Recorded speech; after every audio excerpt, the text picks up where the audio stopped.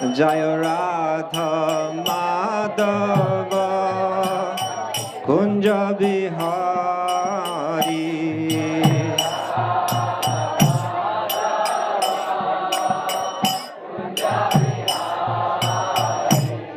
Jaya Radha Madhava Kunja Bihari.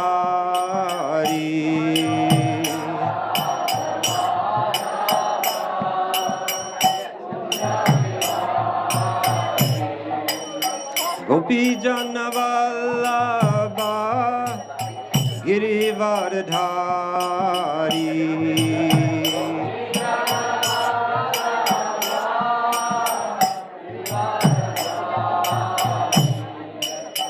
Gopi Jana Vallabha Girivardhari.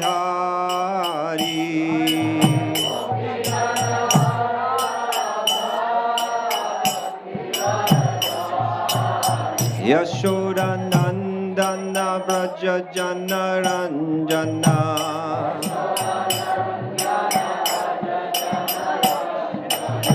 Yashoda Nandana Braja Jana Ranjana.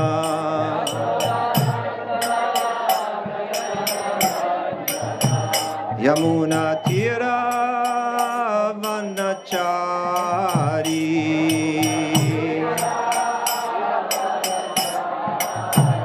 Yamuna Tira Vanachari.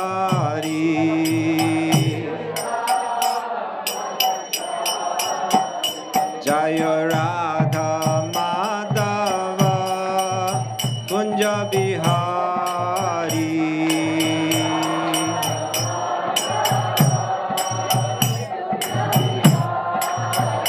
Jaya Radha Madhava Kunja Bihari.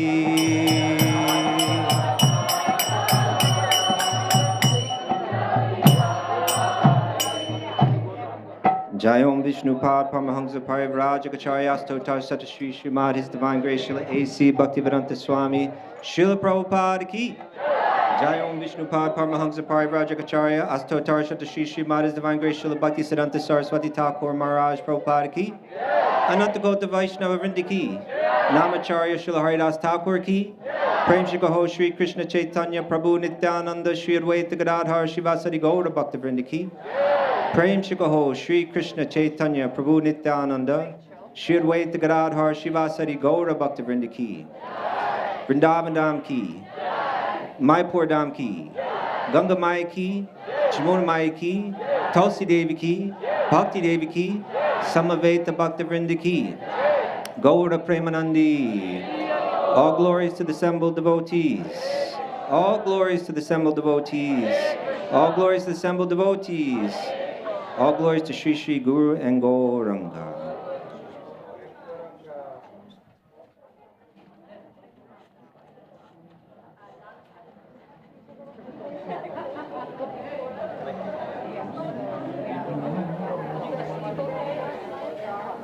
Everyone please have a seat by your flowers and pluck very quietly. And I will try to read from Srimad Bhagavatam. Om Namo Bhagavate Vasudevaya.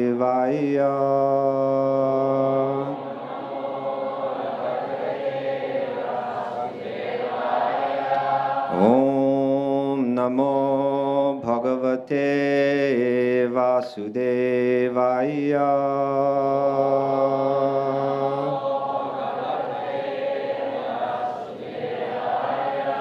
Om Namo Bhagavate Vasudevaya.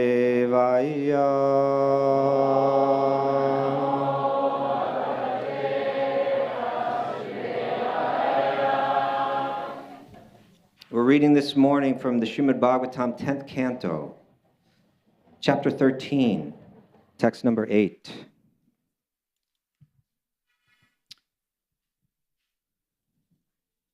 Krishnaya Vishak Pururaji Mandalair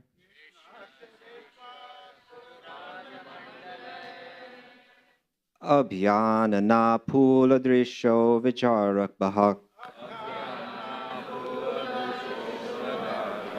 Saho Pavista Vipane Virejush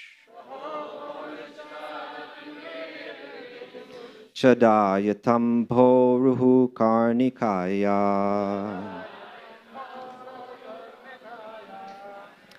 Krishna Shavishak Pururaji Mandalaya Abhyanana Pula Drisho Vijarbhaka Saho Pavishta Vipine Virejush Chadayatam Pohuraha Karnikaya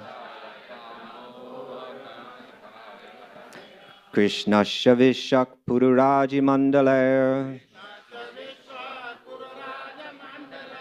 Abhyanana Pula Drisho Vicharbhaka Saho Pavishta Vipane Virejush Chadayatam Bhoruhur Karnikaya Krishna Sevishwa Pururaja Mandalaya Sakura Pujakara Mandalaya Abhyanana Pula Drasha Vraja Bhartika Saha Pavishta Vipina Vrijeshu Sadaya Tambhara Karanda Dadaya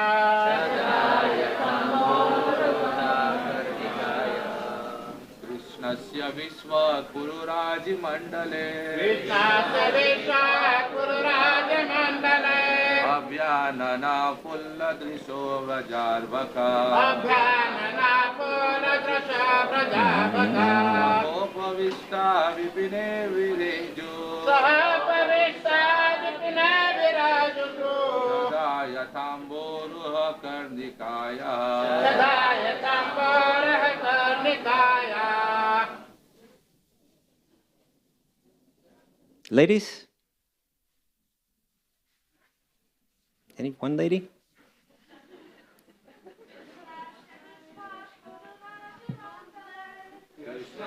Vishwa Kururaja Mandale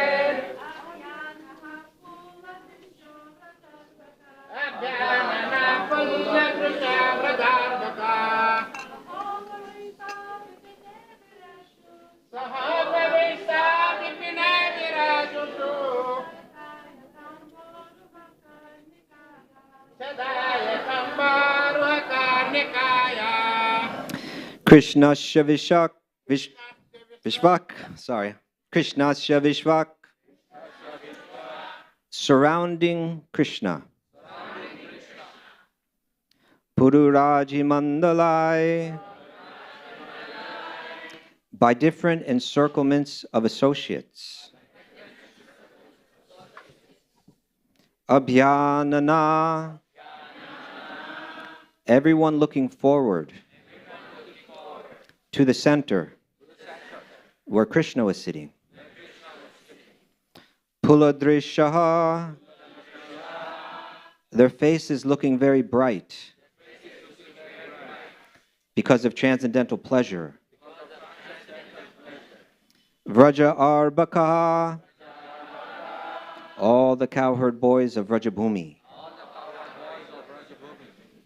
Saha Upavishtaha,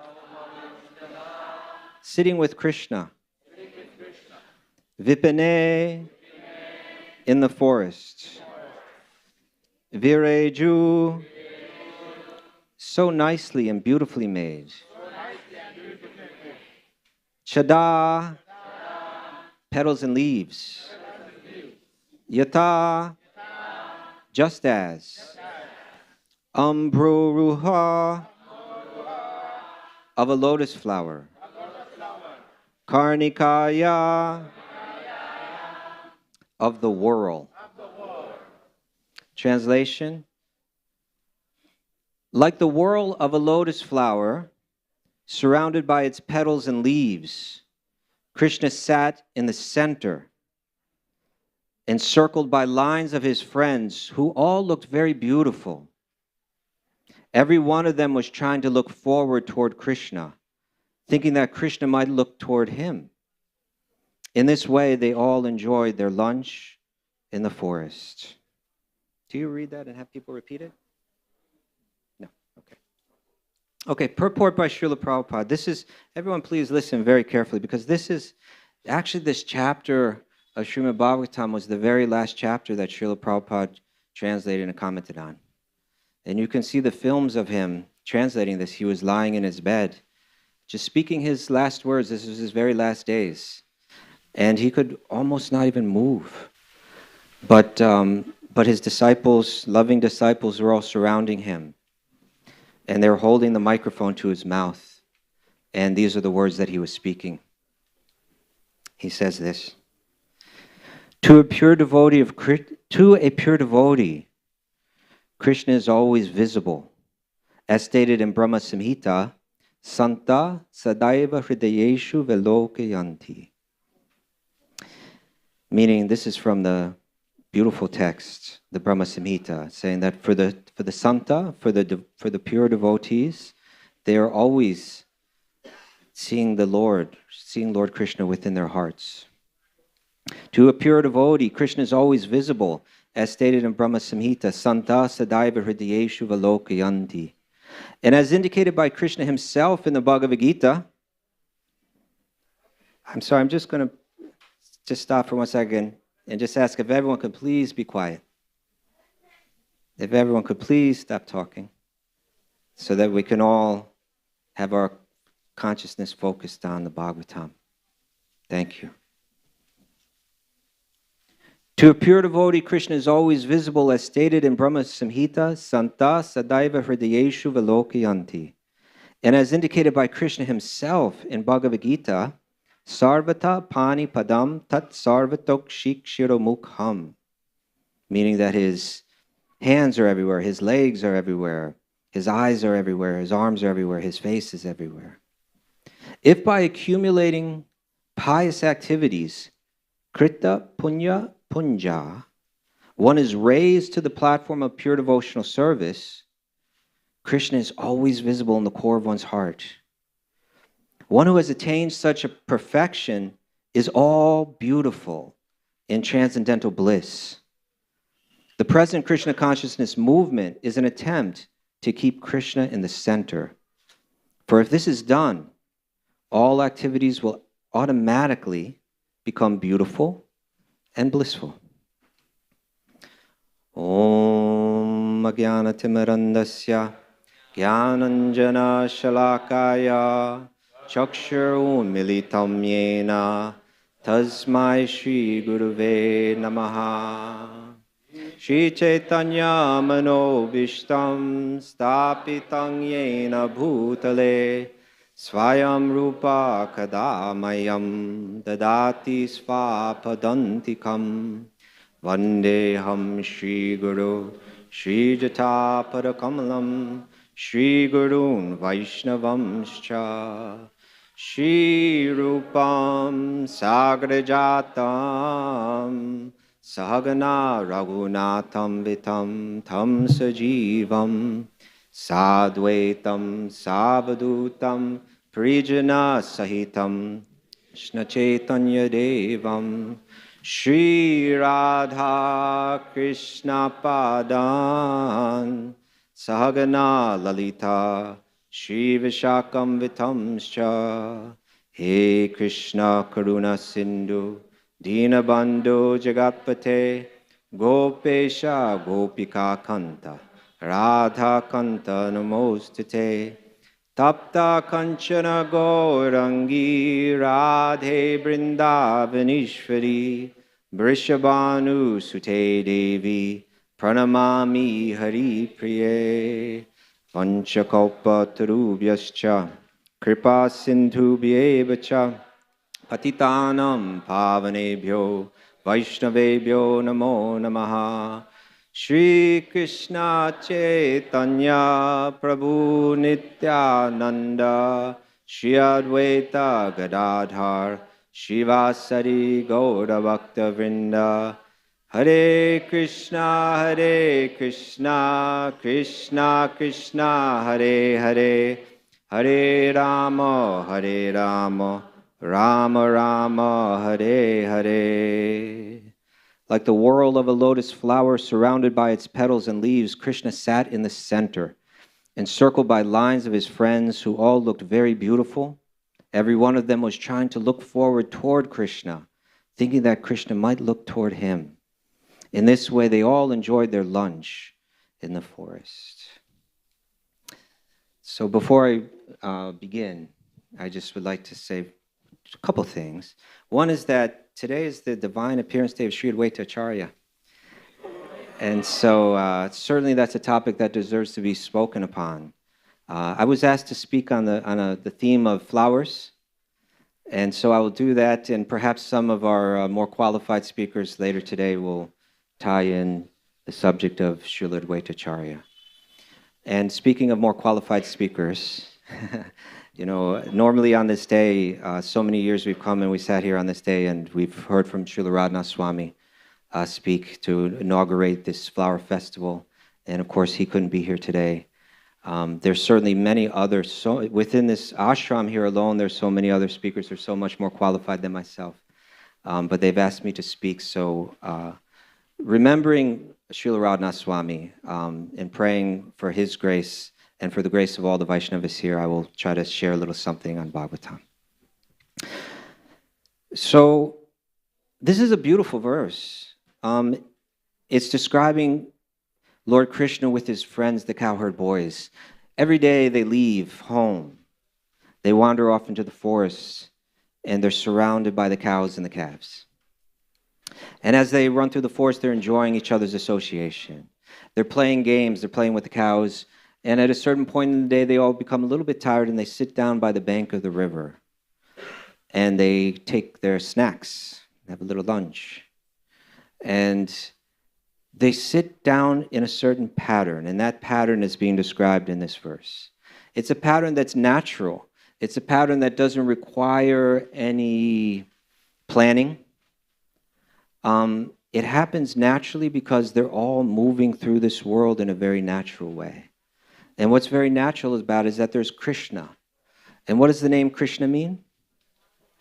The all-attractive one. So when Krishna sits, then like a magnet, everyone comes right around him, right? And they naturally fall into a very beautiful pattern, a pattern that's being described here like the flower with Krishna in the center.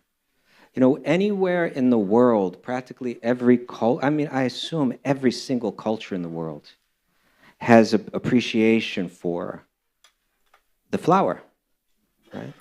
Like we see them practically in ornamentation, like practically everywhere. We see that design of a flower, right? I believe right in the center of the floor here, it's designed like a flower, right?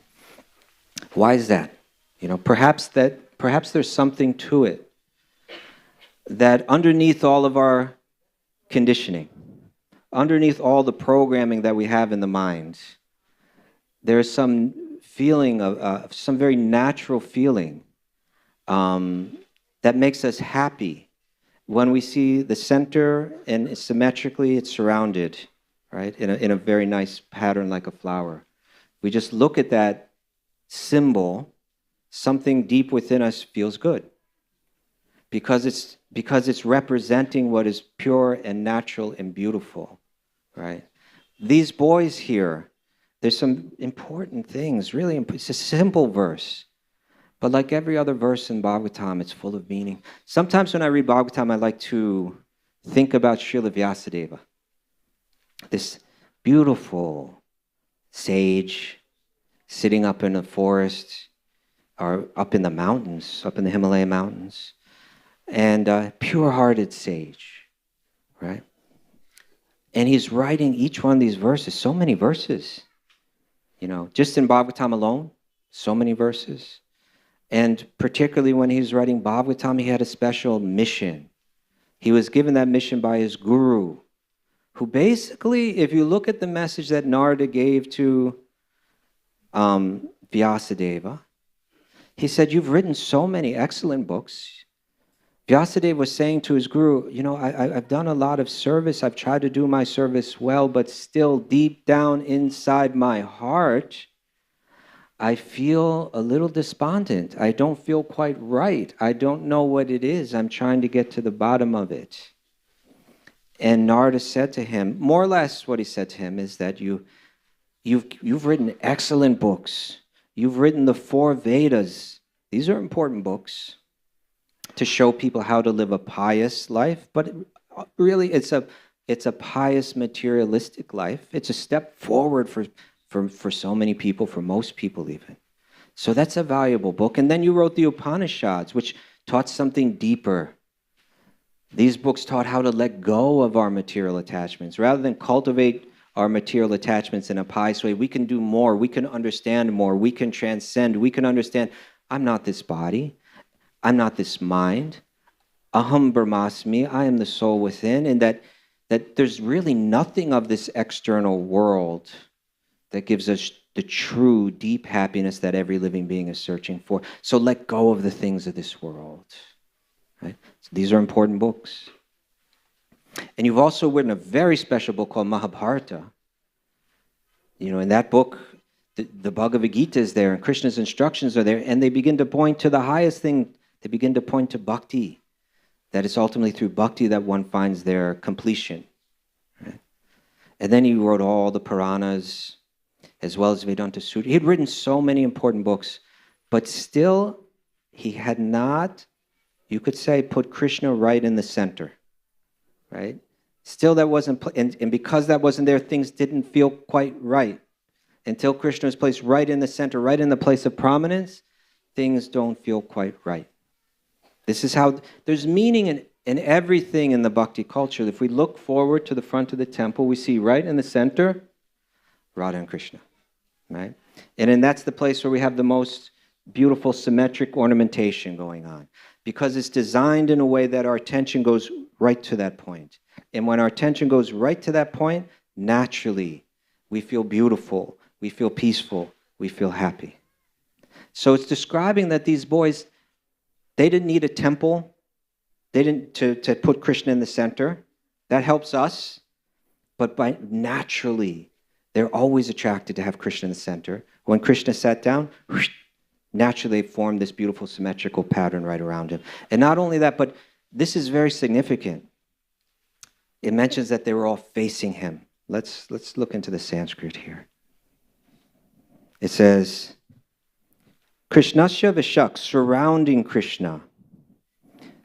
Puru Raja Mandala. This is a mandala. They naturally formed a mandala. Right? People, they design these mandalas, you look at them and you feel, they affect your mind, they affect you in a particular way, they make you feel a particular way, the symmetrical pattern. They sat down naturally in a mandala surrounding Krishna. And then it says, Abhyananaha, everyone looking forward to the center where Krishna was sitting. Right? They weren't distracted. They weren't sitting in the circle but looking the other way. You're all sitting in circle right now. Imagine if everyone turned around and looked away. It wouldn't be quite the same. They're all looking, and they were looking at Krishna. And then it says this, and because this next part is really important. Everybody ready? They're all looking at Krishna, but what's the effect of that? What's the effect of looking at Krishna? What's the effect of putting Krishna in the center and facing him? And then it uses this term, it says, Pula Drishaha, right? Pula, Drisha. The word pula, this is a word that it's like a term that's applied very much to flowers, right? But it refers to the full blossoming of the flower. Am I right about this, Nityananda Prabhu? You're our Sanskrit expert. Yes? Any enlightenment that you can share on this, I want to hear. Nityananda Prabhu is my friend, and he knows these things much better than me. But there's a flower. We can watch it grow. Sometimes we watch time-lapse photography, and you see the flower grow out of the ground, and you see the stem start to grow, and it starts to sprout in a little bit, and then you got like the bud of the flower, and then there you see it. It's kind of like all bound tightly, and then it begins to open and open and open and open and open, and when it's fully open, then we feel a sense of satisfaction. Like, right? It's just open, and its full beauty is expressed when it's fully open, when it's fully blossomed. This is what this word here, pula, means. Pula drisho. And drisho refers to, it's a vision, right? Like drishta. You could see, it was a vision of complete blossoming. Their faces it's describing. Because they're surrounding Krishna, because Krishna is in the center, and because they're facing Krishna, naturally their faces blossom like a beautiful flower, and they appear very beautiful, right? This is Srila Vyasadeva was sitting up there, Bharika Ashrama, writing verses with the mission from his guru. Put Krishna in the center of your literature so everybody knows exactly where to look. So make it crystal clear.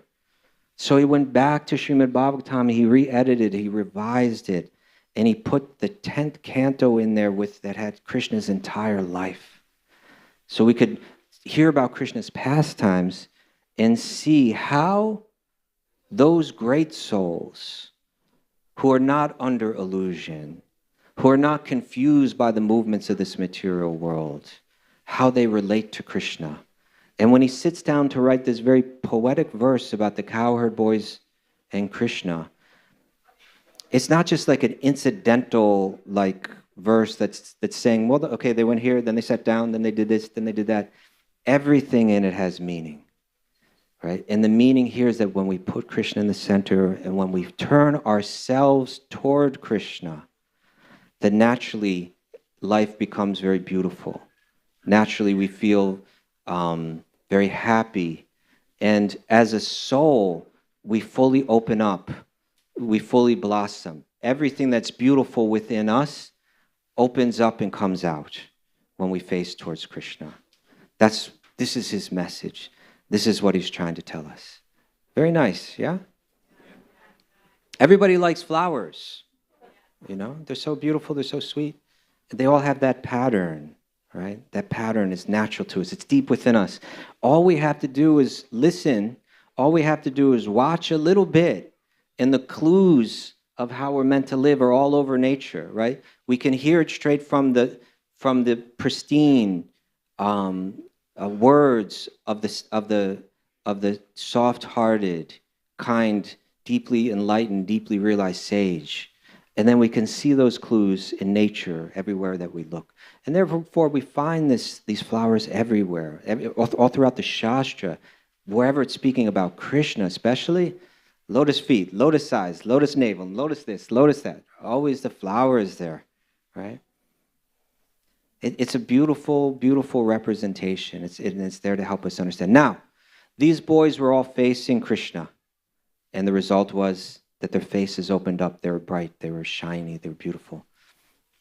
Yesterday I had this experience, we're just driving through Mumbai.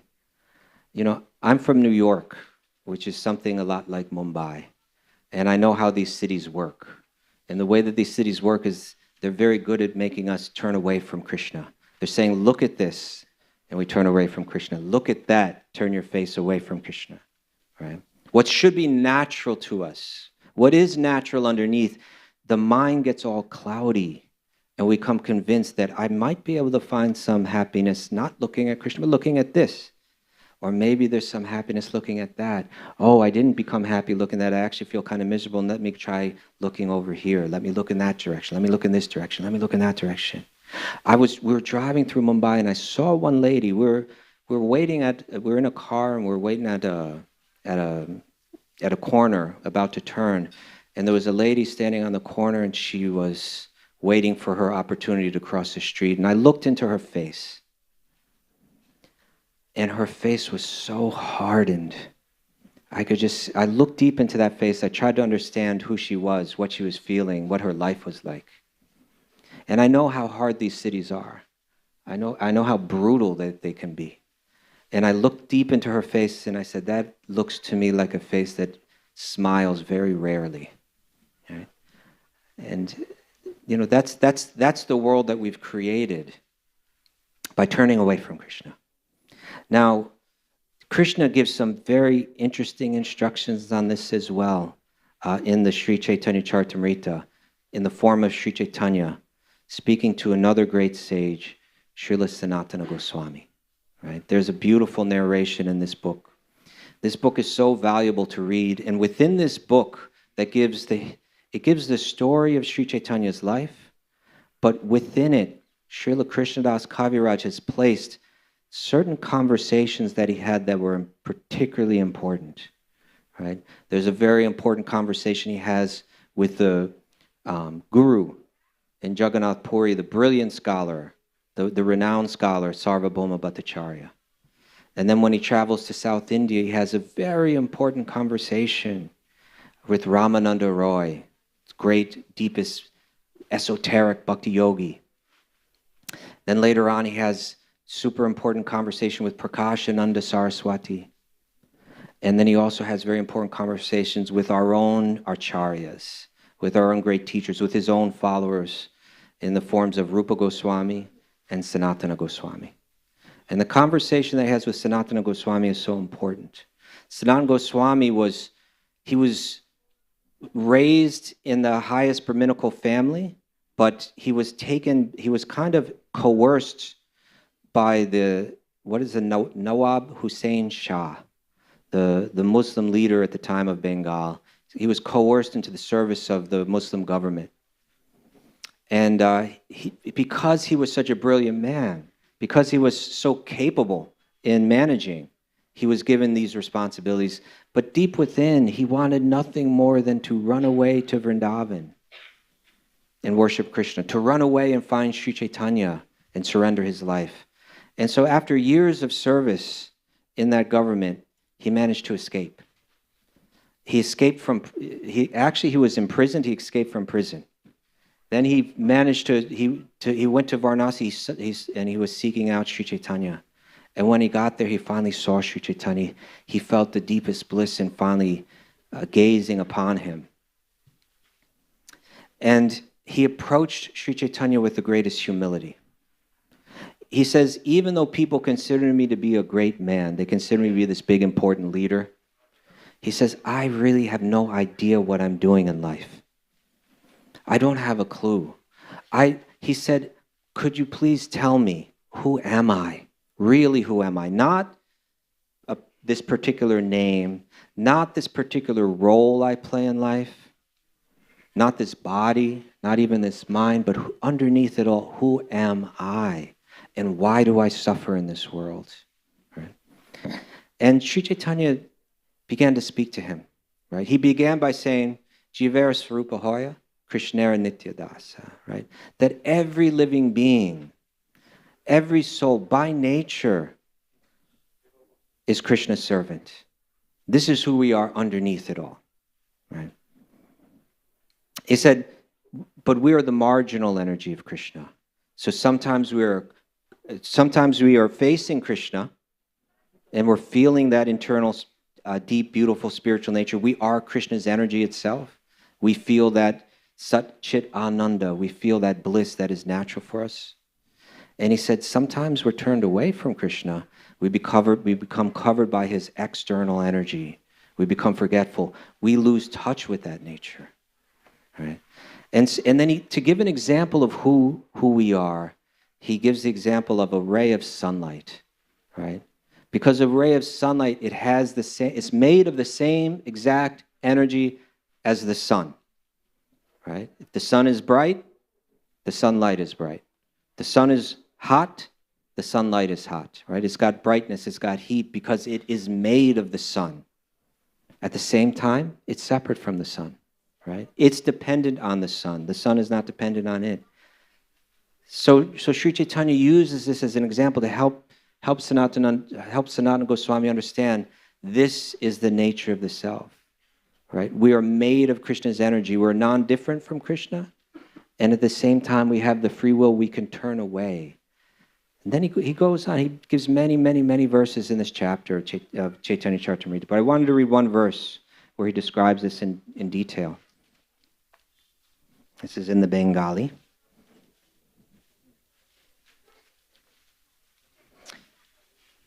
Krishna bhuli se jiva anadi bahirmuka ateva maya tare deya sangsara dukkha.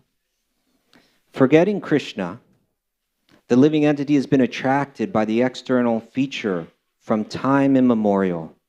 Therefore, the illusory energy, Maya, gives him all kinds of misery in his material existence. Right? So this is when one's term. Actually, he literally says here, he uses a term, bahir mukhaha. So here, mukhaha means, who can say? Face, right?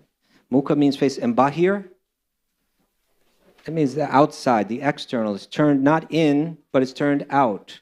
So when we saw the cowherd boys, they were in a circle and they were all facing in. They had their face looking at Krishna. And naturally their face became bright and blossomed like a beautiful flower. They felt ecstasy. They are made of Krishna's energy. And they are reconnected. By turning to Krishna, they are reconnected with their own original source of energy. But when we turn away, when the face turns away, bahir mukha, when it faces outside, then he says, then we feel all kinds of miseries. This is what Srila Prabhupada writes in the commentary to this verse. I'll read. Everybody ready? With me? Okay. When the living entity forgets their constitutional position as an eternal servant of Krishna, then they are immediately entrapped by the illusory energy, the external energy. The living entity is originally part and parcel of Krishna and is therefore the superior energy of Krishna. He is endowed with inconceivable, minute energy that works inconceivably within the body. Now, everybody hear that, okay? This is talking about all of us, that we are all endowed with inconceivable energy. It's within us all. And that energy works inconceivably within our own body, right? The power of the soul we can't even estimate. We are made of the very energy of God. He is endowed with inconceivable minute energy that works inconceivably within the body. However, the living entity forgetting his original position is situated in material energy. The living entity is called the marginal energy because by nature he is spiritual, but by forgetfulness he is situated in the material energy. Thus he has the power to live either in the material energy or in the spiritual energy, and for this reason he is called marginal energy, right in the margin. We can go either way. Being in the marginal position, he is sometimes attracted by the external illusory energy, and this is the beginning of his material life. When he enters the material energy, he is subjected to the threefold time measurements, past, present, and future. Past, present, and future belong only to the material world. They do not exist in the spiritual world. The living entity is eternal, and he existed before the creation of this material world. Unfortunately, he has forgotten his relationship with Krishna. The living entity's forgetfulness is described herein as anadi, which indicates that it has existed since time immemorial.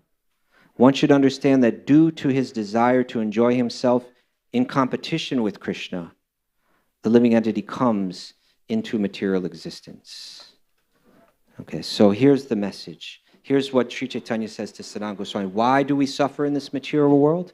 It's very simple, right? We don't need to.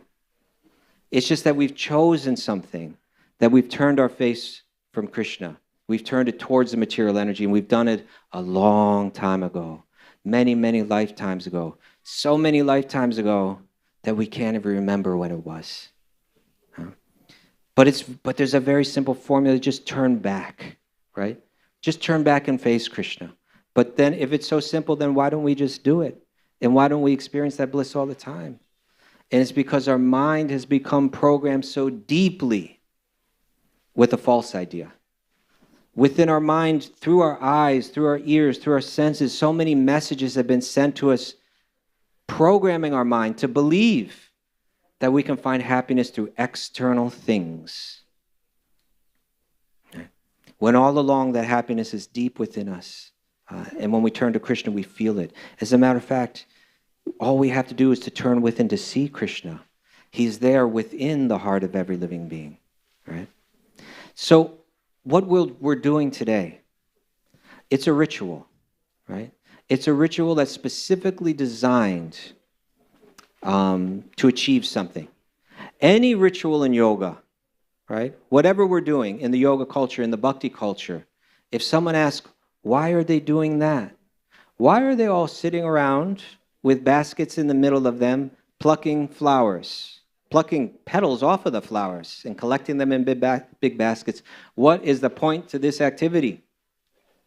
In any ritual that we do in bhakti, the point is always the same. It's to bring the mind to the center. It's to train our mind to return to the center. It's to train our mind to return to Krishna in the center with the types of sentiments that are based in truth and that will give us relief from all of our suffering in life. Right? So in the temple here, as I mentioned earlier, what do we have? Dead center, Radha and Krishna. That's where our consciousness is meant to flow. So architecturally it's designed in just such a way where it becomes very clear where the mind is meant to flow. And then what are we doing here? We have flowers. And these flowers are collected from so many different places all over India. Some of them are coming from Vrindavan. Some of them are coming from, I don't even know where they're all coming from. They're coming from so many different places. Collecting beautiful flowers from all these different places. We brought them here. And everyone together, we all come together centered around Krishna. Right? We all come from different walks of life. We're different genders. We're different races. We come from different countries, different nationalities. We have different duties in life.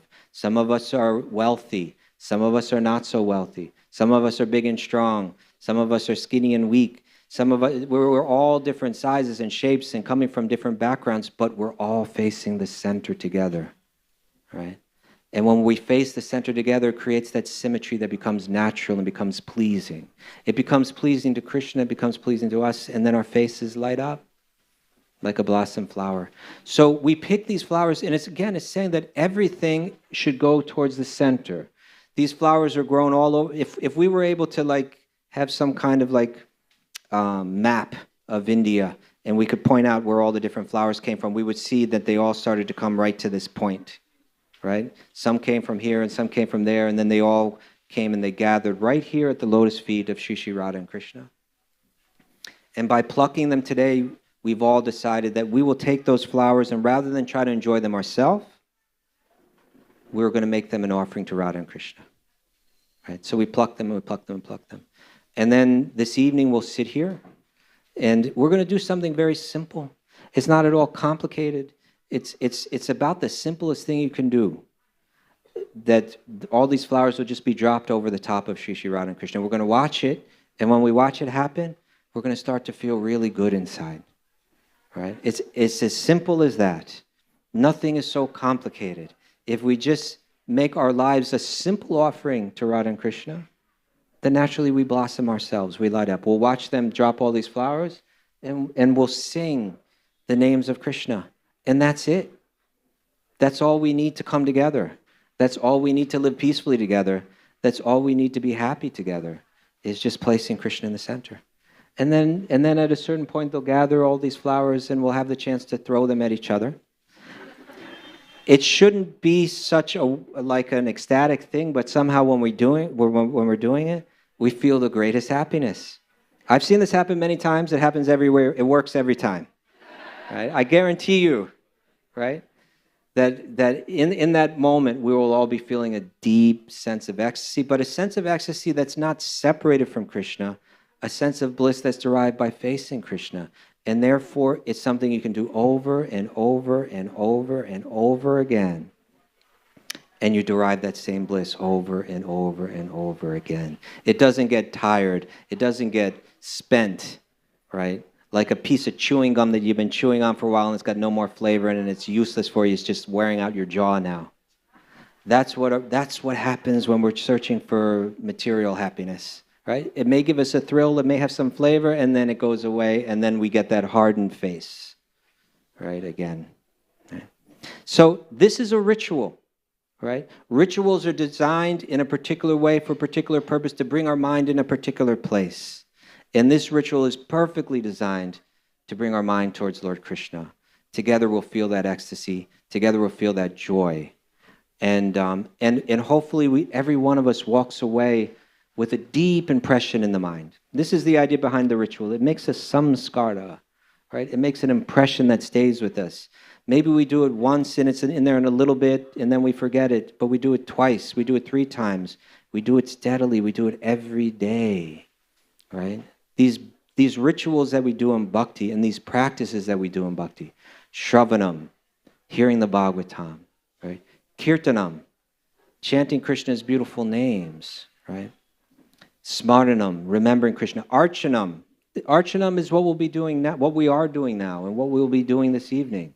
It means realizing that there is a power through following this ancient tradition, creating forms like the forms of Krishna, then calling Krishna to reside in that form, and because that form has such beauty, right? And because it's so natural within our heart to be attracted to that form, our senses can become focused on that form. We can bring our eyes there, right? By looking at Krishna's form and the beautiful flowers that are bathing that form. And we can get our ears involved, right? By hearing Krishna's names. We can get our voice involved by chanting Krishna's names. We can feel those vibrations moving through our entire bodies, right?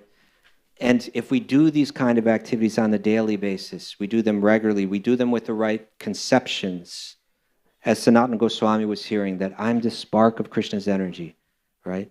I'm conscious by nature, I'm eternal by nature, but I'm dependent on my original source. We go into it with the right conceptions and the right sentiments, then naturally that divine happiness will arise in us. Naturally that feeling of connection to Krishna, that always being connected, right? Nitya yukta, right? Satatam, always being connected to Krishna will rise in us, and we'll move through this world with a totally different set of eyes. We'll move through this world feeling something that we may not feel steadily right now, but we will feel it, that steady connection to Krishna, right? So tonight, as we're going through this, let us remember that purpose. The more clearly that you remember the purpose of the ritual, the deeper the effect of the ritual goes into our minds, goes into our hearts. Right? So I thank you all for coming. In one sense, I feel like I'm a person that's a guest here, and so I shouldn't be welcoming anyone. But in another sense, Raghunath and myself, we've been coming to Radha Gopinath's temple and to see Radha Gopinath and all of their devotees now since about, I guess it's been 30 years? For about 30 years we've been coming here. Usually every year we try to come. So the place feels like home and the devotees feel like family. And so, on behalf of myself and Raghunath, I could say, thank you for always welcoming us here. On behalf of everyone from the groups that we brought here, I want to say thank you for welcoming us in such a beautiful way.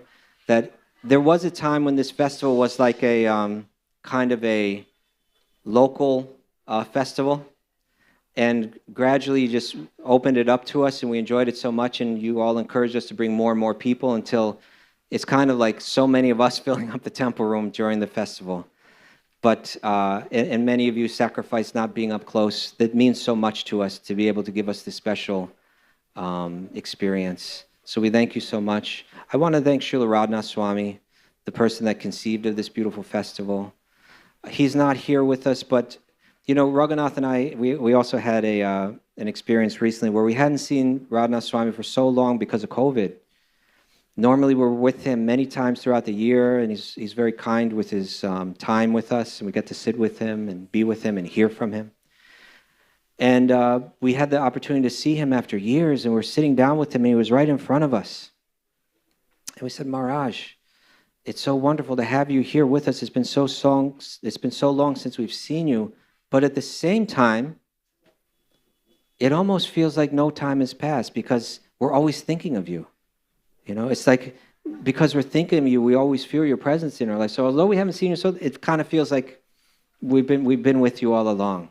And that's the nature of bhakti too. So although Maharaj isn't here today, I think we'll all feel him here today.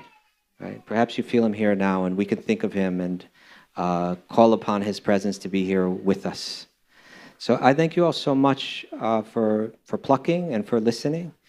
Should I take questions? Should we take questions? And we have some time if anyone would like to ask any questions or share any thoughts. Yes.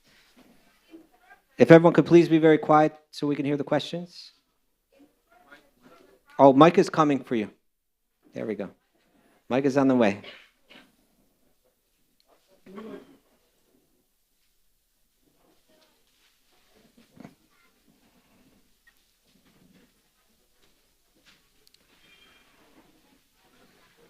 Hare Krishna. Okay. Hare Krishna, Kaustubh Prabhu. Thank you for the really wonderful and inspiring class. Thank you. In the purpose, Srila Prabhupada said that through pious activities, one can come to bhakti, but my understanding is that only bhakti can come from bhakti. So please, can you comment on that? Okay, that's a very interesting question. I noted that myself. I want to find it. Okay, yeah, here we are.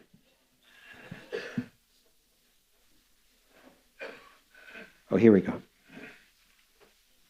So Srila Prabhupada writes, if by accumulating pious activities, and then he quotes a phrase, and this phrase, it's Krita Punya Punjaha. Krita Punja Punja.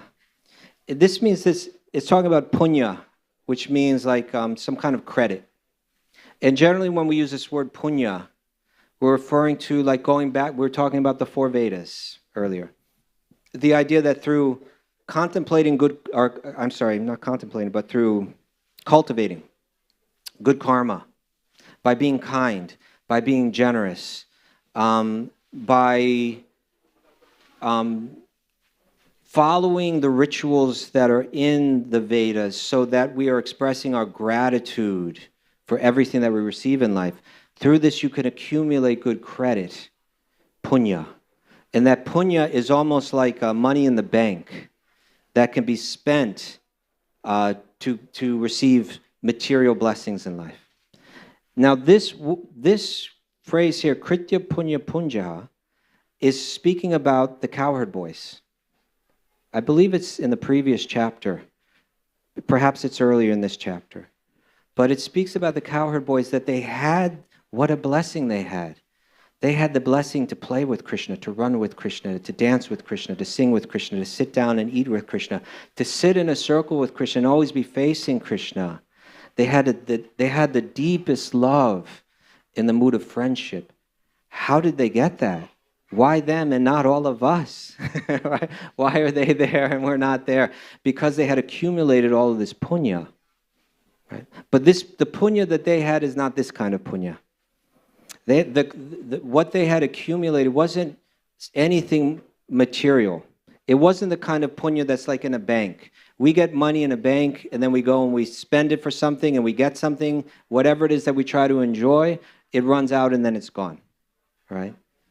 This isn't like the punya that you get from the Vedas by living a holy life and living a pious life, and in your next birth you go up to the heavenly planets and you enjoy pleasures that you didn't even know existed in this world.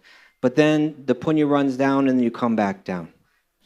This type of punya that conception doesn't apply here at all. This is by turning towards Krishna, by giving their heart to Krishna. All right, they've been blessed in this way, and they have heaps and heaps and heaps of this. But this is something that doesn't go away. It doesn't get spent. So this is the type of blessing one gets when one gives their heart to Krishna without desiring anything else. So the term is the same. It's almost like sometimes we'll say like the desire, the kama that the gopis have for Krishna. It's not the kama of this world, because their love is entirely selfless. This isn't the punya of the material world. This is a punya that's also entirely selfless. Like that. We've got another question. Hare Krishna. Kaustubh Prabhu, can I ask one more question Yes. while I have the mic? It's okay with me. Thank you. Thank you for that answer. We can keep asking till all the flowers are plucked. I'm wondering, what are the Gopas' relationships? What are the Gopas' relationships with each other? Because yes, Krishna's in the center, but I'm wondering, like more applied to us? Like how should we relate to each other while keeping Krishna or even the Guru in the center? Yeah. Well, the Gopas or the cowherd boys, they are on the transcendental platform. They are living out the culture that's the natural Vedic culture. In other words, when they see their elders, they show respect. They bow down. They touch the feet. Before they run off to be with Krishna in the morning, they bow down. They touch their parents' feet. They touch it to the head. They have that respect. Love, right? They have that love for Krishna. So when they bow down, they're bowing down to their parents who also love Krishna, right? When they run out with their friends they treat like equals, even Krishna, because Krishna is their friend. So they love each other as equals. It means that the formalities that even they show their parents aren't there with their friends. They're running around, they're playing something, and we've all heard, the descriptions. Sometimes they're playing with Krishna, sometimes they defeat Krishna. Sometimes they say, Krishna, I beat you, and now you have to carry me on your back, right? That's their intimate love, right? And if there's a younger cowherd boy, then they're looking out for him, like an older brother, like with that kind of, that a special type of friendship. There's many different types of gopis and gopas. They have different flavors, different relationships with Krishna and with the others, with their other friends. So it's unique. You can put them in certain categories, but even within those categories, every gopa has a unique love for Krishna and a unique love for every living being, unique love for the cows also, right? Yeah. Thank you. They protect the cows. That's another mood that they have, another mood of love. So many moods of love are there. We have one question over here. Maybe we could take this one next. Sir. Pranam. It's on. Hare Krishna. Yes, Prabhu. My question is relating to Kapil Muni. Relating to? Kapil Muni. Kapila Muni. Third canto. Oh, I'm not sure if I'm going to be able to answer this, but I'll try. There were Kapil Muni there were two Kapil Muni. One was false and then Devuti and there. Yes. Karda Muni and Devuti. So what the Kapil Muni, what he described, and God have to come as real Kapil Muni. What is the difference in opinion of that both Kapil Muni? I'm sorry, I didn't hear the question. The Kapila Muni, what is the difference between? Kapil Muni, Karda Muni. God come as a son of Karda Muni. Yes. Kapil Muni in the third canto. There were two Kapil Muni. One was false. Okay, you're asking what is the difference between the two Kapilas? So what is the opinion, difference in opinion, both of opinion? Okay. What does first describe and another what does describe? Are you asking what is the difference between the two Kapila Munis? Okay. So there's a Kapila Muni in Srimad Bhagavatam. This is the original Kapila. This is Krishna himself incarnating as the son of Devahuti. And he teaches Samkhya. He actually teaches all the different yogas there in the third canto, right? He teaches Samkhya, he teaches Ashtanga, he teaches Bhakti. He teaches all these. But later, sometime later, not the Vishnu Tattva, nor an ordinary scholar, I believe, I should be careful, but another, not Sri Krishna, not Vishnu Tattva. Then he also wrote on Samkhya, but he described it different. When Kapila, the original Kapila is describing Samkhya, it's always to find Krishna, right? The other Kapila wasn't speaking that way. So we read from the original Kapila in Srimad Bhagavatam. I hope that's okay. I am coming from that holy place where Chaitanya Mahaprabhu have given visit, and they found one book, Krishna Karnamrut. Oh, very beautiful. I am from that place, and Radhanath Swami Maharaj, Lokanath Swami Maharaj, and Chandramoli Maharaj have also given visit to that place. I requesting you also come to that place. I will come. Thank you so much. Thank you. Are there any other thoughts or questions? Question back in the corner.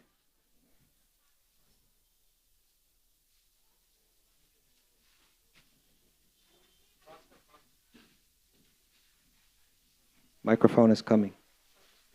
No, it's almost here.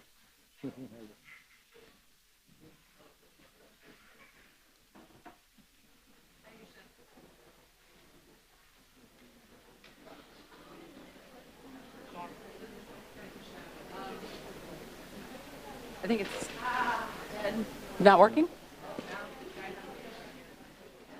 Hare Krishna. Okay, I'll repeat the question.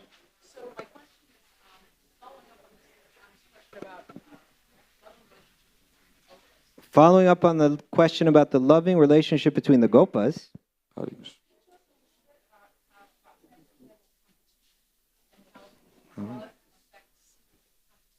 can I speak a little bit about transcendental competition, how love affects competition on the transcendental platform?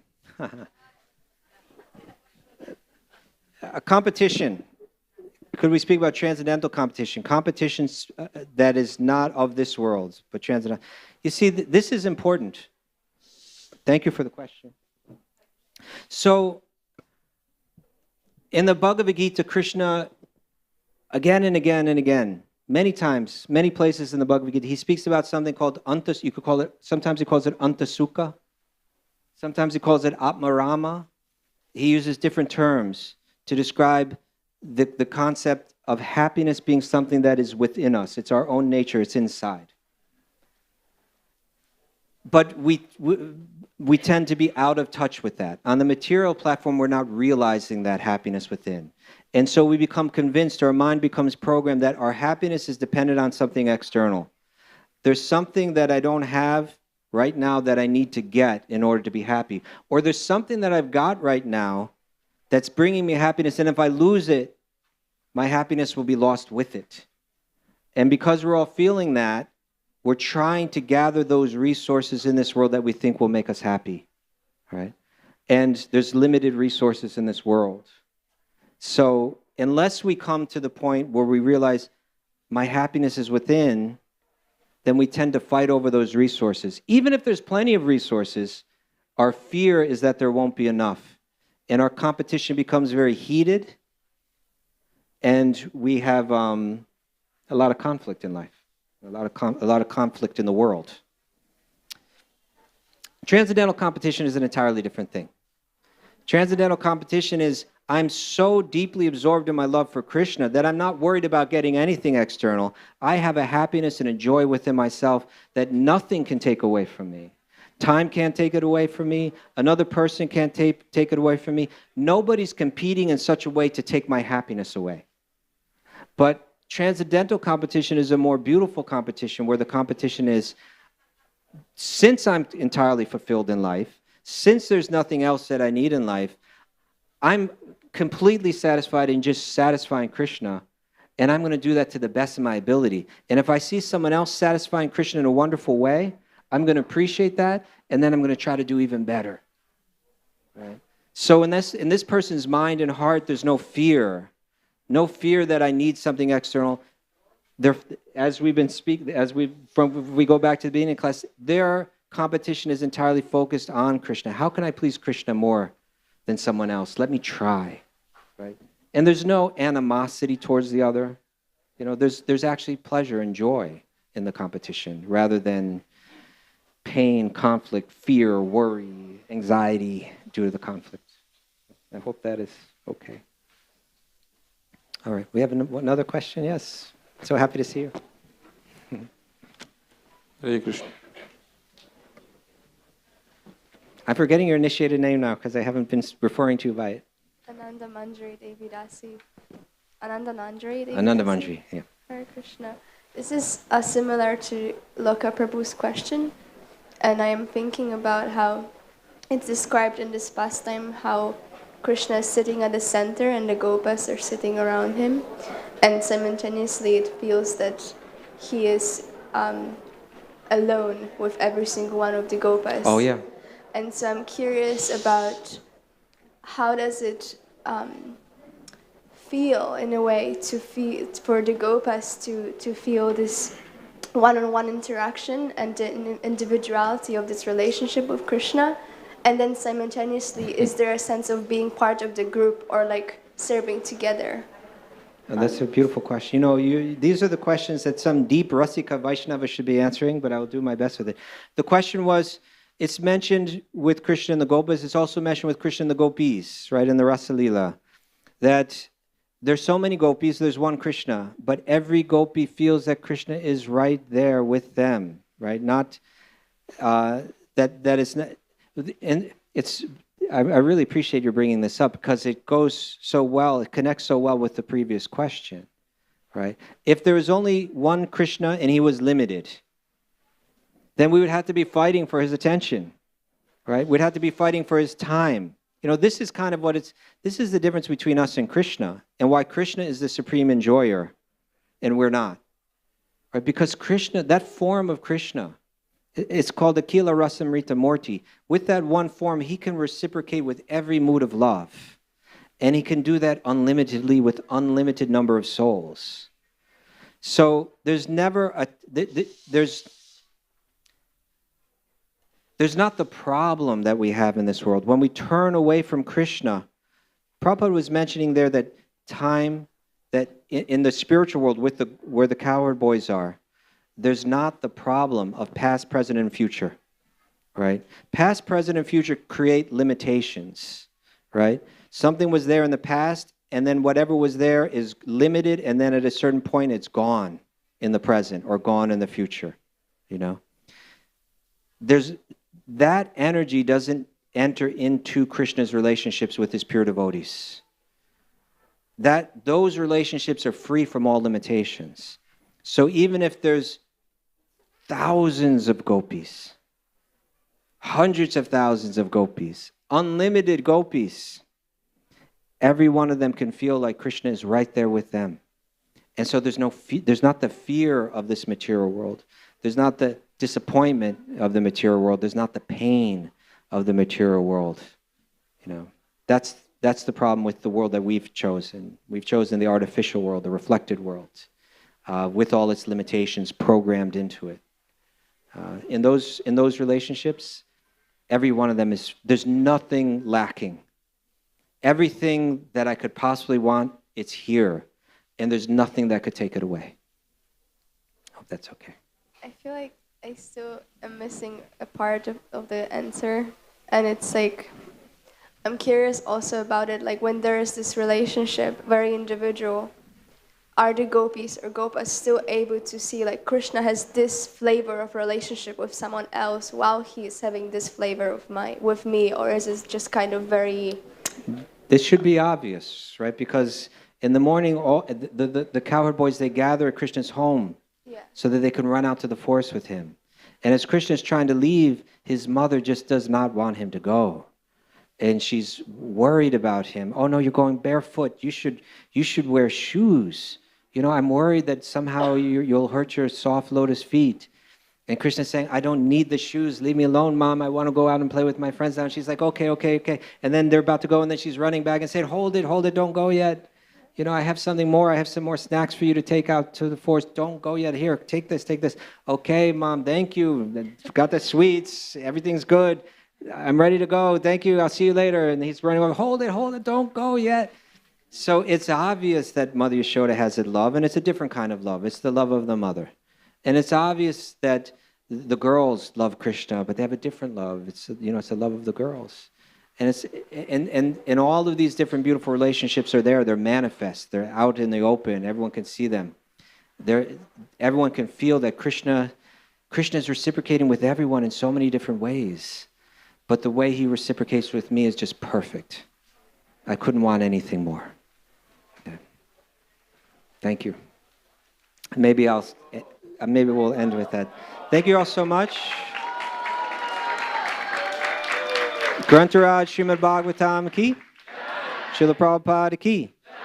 Gaura Bhakta Vrinda ki. Hare Krishna.